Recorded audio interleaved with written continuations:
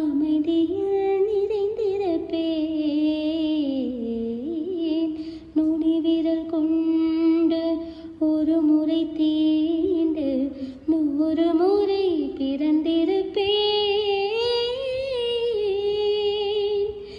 எங்கே எனது கவிதை? கனவிலே எழுதி மடித்த கவிதை. எங்கே எனது கவிதை?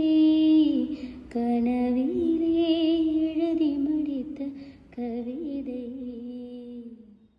விழியில் கரைந்து விட்டதோ அம்மம்மா, விடியில் அழிந்து விட்டதோ.